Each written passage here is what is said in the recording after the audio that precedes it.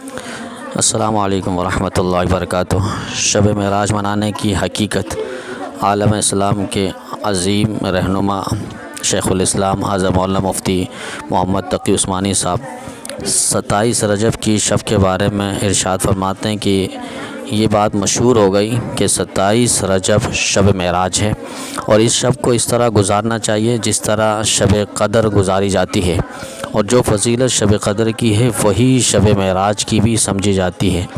بلکہ میں نے تو ایک جگہ یہ بھی لکھا ہوا دیکھا کہ شب معراج کی فضیلت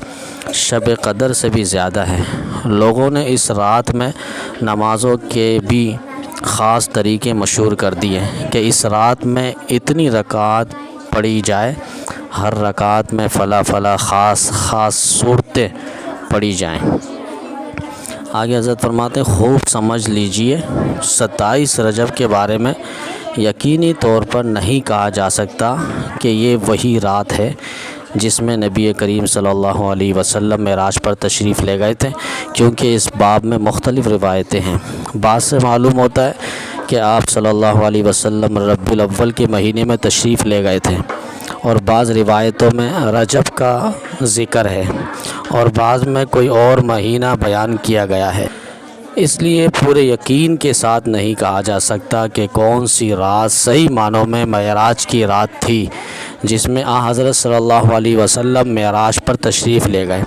دوسری بات یہ ہے کہ واقعہ معراج 5 نبوی میں پیش آیا، یعنی حضور اکرم صلی اللہ علیہ وسلم کے نبی بننے کے 5ویں سال یہ شب معراج پیش آئی، جس کا مطلب یہ ہوا کہ اس واقعے کے بعد 18 سال تک آپ صلی اللہ علیہ وسلم دنیا میں تشریف فرما رہے، لیکن ان 18 سال کے دوران یہ کہیں ثابت نہیں کہ آپ نے شب معراج کے بارے میں کوئی خاص حکم دیا ہو، یا اس کو منانے کا اہتمام فرمایا ہو، یا اس کے بارے میں فرمایا ہو کہ اس رات میں شب قدر کی طرح جاگنا زیادہ اجر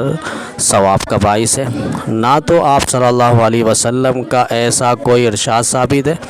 نہ خود حضور اکرم صلی اللہ علیہ وسلم جاگے، اور نہ ہی صحابہ کرام رضوان اللہ تعالی علیہم اجمعین کو اس کی تاکید فرمائی،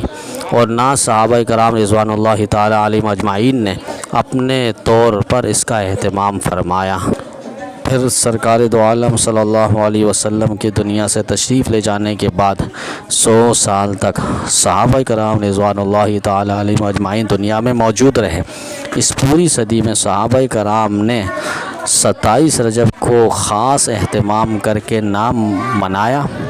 لہٰذا جو چیز نبی کریم صلی اللہ علیہ وسلم نے نہیں کی اور جو آپ کے صحابہ نے نہیں کی، اس کو دین کا حصہ قرار دینا،